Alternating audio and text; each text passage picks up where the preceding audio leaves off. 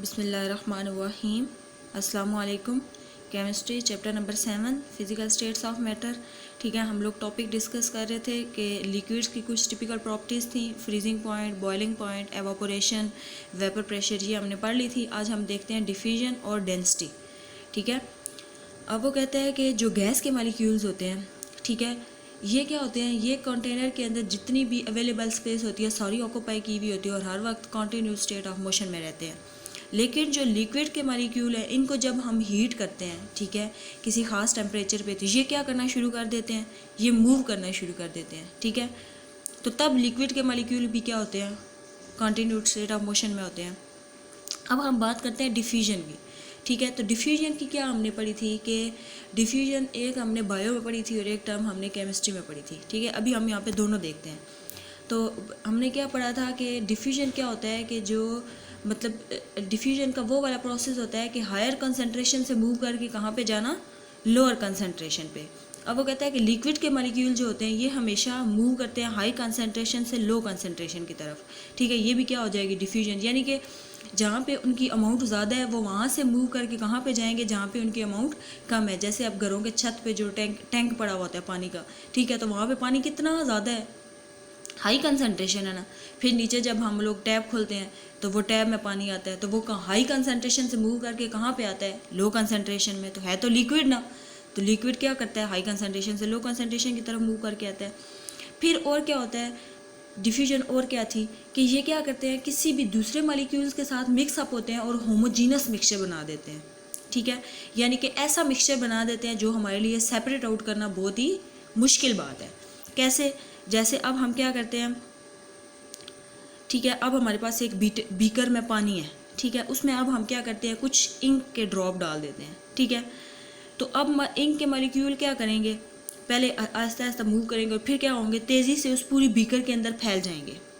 ठीक है, जब तेज़ी से उस पूरी बीकर के अंदर फैल जाएंगे तो वो कौन सा होमोजीनस मिक्सचर बना देगा ना। अब इंक को और पानी को सेपरेट करना हमारे लिए क्या होगा, बहुत ही मुश्किल बात होगी। तो तब क्या हुई है, अब डिफ्यूजन हुई है ना। ठीक है, जाहिर सी बात है, कोई बंदा इंक और पानी को सेपरेट आउट कर सकता है। घर में ज़रा लेना, पानी लेना, किसी भी ग्लास में पानी ले लेना, फिर उसके अंदर 3-4 ड्रॉप इंक के डालना और देखना इंक पूरे पहले आहिस्ता आहिस्ता मूव करेगी और एकदम उस पूरे पानी के अंदर फैल जाएगी। ठीक है, और जब फैल जाएगी तो फिर वो क्या बनाएंगी, होमोजीनस मिक्सचर बना देंगे ना, यानी कि ऐसा मिक्सचर जिसको सेपरेट आउट करना बहुत ही मुश्किल बात है, यानी कि एक जैसा मिक्सचर बना दिया। अब पानी और इंक को हम कभी भी सेपरेट आउट नहीं कर सकते। ठीक है, तो अब क्या हुई है, डिफ्यूजन हुई है। ठीक है, अब डिफ्यूजन के कुछ फैक्टर्स हैं। ठीक है, कौन कौन से फैक्टर्स हैं जो डिपेंड करते हैं, intermolecular forces, size of molecule, shape of molecules और टेम्परेचर। अब वो कहते हैं वो वाले लिक्विड जिनकी वीक इंटरमॉलिक्यूलर फोर्सेस होती हैं, ठीक है, यानी कि नॉन पोलर लिक्विड्स। ठीक है, नॉन पोलर की वीक होती है ना, यानी कि जो क्या होते हैं, जो एक जैसे सेम एटम या मॉलिक्यूल की वजह से जो बॉन्ड बनता है उसको हम क्या कहते हैं, नॉन पोलर कंपाउंड्स। ठीक है, तो नॉन पोलर कौन से होते हैं, जैसा कि अब Cl2, H2। ठीक है, अब जो इस तरह के लिक्विड होंगे इनकी इंटरमॉलिक्यूलर फोर्सेस क्या होंगी, यानी कि इनकी फोर्स ऑफ अट्रैक्शन क्या होगी, कम होगी ना। ये दोनों एक दूसरे को क्या करेंगे, इतने मजबूती से नहीं खींचेंगे और जब ब्रेक डाउन का वक्त आएगा तो ये आसानी से एक दूसरे को क्या करेंगे, अलग कर देंगे। ठीक है, तो अब ये क्या करते हैं कि ये वाले जो मॉलिक्यूल्स होते हैं ना, जो लिक्विड जिनकी इंटरमॉलिक्यूलर फोर्स, जब जिनकी फोर्स ऑफ अट्रैक्शन आपस में कम होती है ना, तो ये क्या करते हैं, ये आसानी से डिफ्यूज़ हो जाते हैं। ठीक हो गया, ये आसानी से किसी के साथ भी मिक्सअप हो जाते हैं। इसके बाद है साइज ऑफ मॉलिक्यूल। अब जो बिग साइज मॉलिक्यूल होते हैं, ऐसे मॉलिक्यूल जिनका साइज़ बड़ा होता है, ये अब स्लोली डिफ्यूज़ होते हैं। ठीक है, यानी कि ये आसानी से मिक्स नहीं होते किसी दूसरे के साथ। अब इसकी एग्जांपल कैसी है, जैसे अब हनी को पानी में डालो, जो शहद होता है, ठीक है, अब शहद कितना थिक है, ठीक है, उसके मॉलिक्यूल्स बड़े हैं ना, तो वो पानी में आसानी से क्या होता है, मिक्स नहीं होता, इतने आसानी से मिक्स होकर होमोजीनस मिक्सचर नहीं बनाता। फिर भी क्या होता है, जब उसको मिक्स भी करोगे तो थोड़ी देर के बाद भी क्या होगा, वो पहले तो मिक्स ही बहुत इतनी मतलब देर लगाता है और फिर इसके बाद क्या होगा, जब मिक्स हो भी जाएगा तो फिर क्या होगा, थोड़ी देर बाद फिर वो नीचे बैठना शुरू कर देगा। इसके अलावा कोई और केमिकल है, जैसे अल्कोहल ले लो, तेज़ाब। ठीक है, इसको जब हम डालेंगे पानी के अंदर, ठीक है, तो ये क्या करेगा, ये फौरी तौर पे इसके अंदर मिक्सअप हो जाएगा, डिफ्यूज़ हो जाएगा। क्यों, क्योंकि इसका साइज़ क्या है, स्मॉल है। ठीक है, ये थिक नहीं है अल्कोहल जो होता है। ठीक हो गया। इसके बाद शेप ऑफ मॉलिक्यूल। अब वो कहता है कि जिनकी रेगुलर कोई प्रॉपर शेप होगी ना, ठीक है, वो वाले मॉलिक्यूल जिन्होंने अपने आप को प्रॉपर, जिनकी शेप है, यानी कि जिन्होंने एक्सिस के अंदर डिवाइड किया हुआ है, ठीक है, तो वो क्या करेंगे, वो आसानी से डिफ्यूज़ हो जाएंगे, मतलब आसानी से किसी के साथ भी मिक्सअप हो जाएंगे।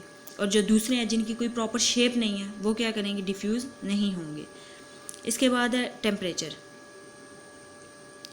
अब वो कहता है कि जो हम टेम्परेचर बढ़ाते जाएंगे ना, डिफ्यूजन इंक्रीज़ होती जाएगी। ठीक है, क्यों? क्योंकि हाई टेम्परेचर पे जो इंटरमॉलिक्यूलर फोर्सेस होती हैं ना, ये वीक होती हैं। ठीक है, किसकी वजह से? हाई काइनेटिक एनर्जी की वजह से। यानी कि अब जो हम क्या करते हैं, ये हम पीछे पढ़ते जा रहे हैं कि क्या होता है, जो हम टेम्परेचर बढ़ाते जाते हैं, ठीक है, तो क्या होता है, डिफ्यूजन क्या होती है, इंक्रीज़ होती जाती है। क्यों डिफ्यूजन इंक्रीज़ होती जाती है? क्योंकि जब एक ऐसी स्टेज आती है कि टेम्परेचर इस हद तक बढ़ जाता है कि जो मॉलिक्यूल जिस मॉलिक्यूल की काइनेटिक एनर्जी सबसे ज़्यादा होती है ना, तो वो क्या करता है, वो दूसरे मॉलिक्यूल से, अब जो इसकी अट्रैक्शन है, इंटर मॉलिक्यूलर फोर्स है, वो उसको क्या करेगा, ओवरकम करेगा। ओवरकम करेगा तो एवापोरेट होगा ना।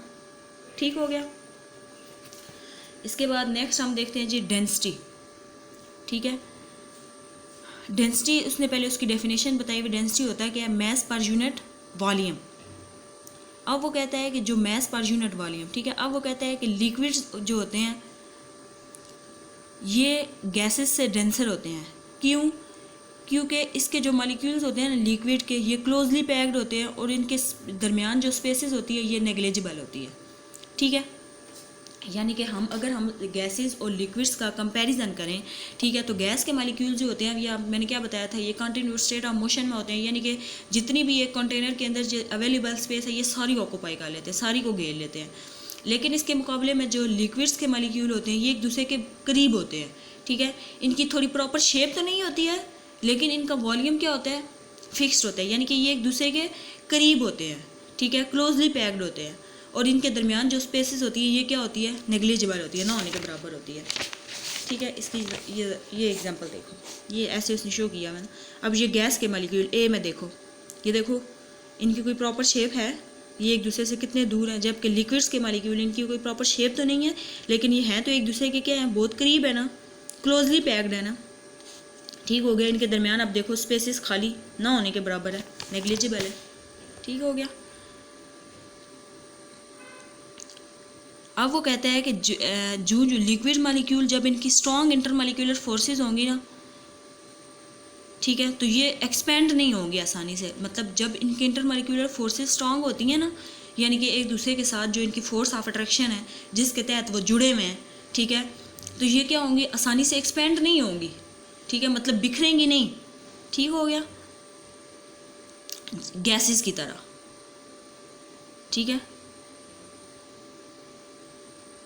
ठीक है ना, गैसेस की तरह जो लिक्विड्स होते हैं ये क्या करते हैं, अवेलेबल पूरी जो स्पेस होती है उसको ऑक्यूपाई नहीं करते। ठीक है, ये क्या होती हैं, एक दूसरे के बहुत ही करीब होते हैं। इनकी इंटरमॉलिक्यूलर फोर्सेस क्या होती है, स्ट्रांग होती है। करीब होने की वजह से, यानी कि एक दूसरे के करीब है ना, तो इनकी फोर्स ऑफ अट्रैक्शन भी क्या है, स्ट्रांग है। तो जिसकी वजह से ये क्या करेंगी, इनका वॉल्यूम भी फिक्स होता है और ये क्या करेंगी, एक्सपेंड भी नहीं होंगी। और यही वजह है कि लिक्विड्स की डेंसिटी क्या होती है, हाई होती है। ठीक है, यहाँ पे एक क्वेश्चन अगर बने कि why density of liquid are high, because क्यों डेंसिटी लिक्विड्स की हाई होती है, क्योंकि इनका वॉल्यूम फिक्स्ड होता है, ये एक दूसरे के बहुत करीब होते हैं। ठीक है, क्लोजली पैक्ड होते हैं, इनकी फोर्स ऑफ अट्रैक्शन क्या होती है, स्ट्रॉन्ग होती है, ये आसानी से एक्सपेंड नहीं होते। ठीक है, अब जैसे डेंसिटी ऑफ वाटर कितनी है, 1 ग्राम पर सेंटीमीटर क्यूब, और दैट ऑफ एयर की कितनी है, हवा की 0.001 ग्राम सेंटीमीटर क्यूब। ठीक है, और यही वजह, अब अगर आपसे कोई पूछे कि जो रेन के वाटर, ठीक है, रेन ड्रॉप्स होते हैं, ठीक है, जब बारिश होती है तो ये डाउनवर्ड नीचे क्यों आता है, क्योंकि इसकी डेंसिटी क्या है, पानी की डेंसिटी क्या होती है, ज़्यादा होती है, हवा की कम होती है, जिसकी वजह से वो क्या करते हैं, नीचे ज़मीन की तरफ मूव करके आते हैं। ठीक है, अब लिक्विड्स की डेंसिटी वो कहता है वेरी करती रहती है। ठीक है, चेंज होती रहती है। जैसा कि अब देखो लिक्विड्स है ना, ठीक है, अब जो ऑयल होता है, कोई भी ऑयल आप ले लो, ठीक है, ये पानी के ऊपर क्या करता है, फ्लोट करता रहता है। ठीक है, लेकिन क्या होता है, जो हनी होता है, शहद होता है, ठीक है, इसकी डेंसिटी हाई होती है ना, तो ये क्या करता है, नीचे बैठ जाता है। ठीक हो गया।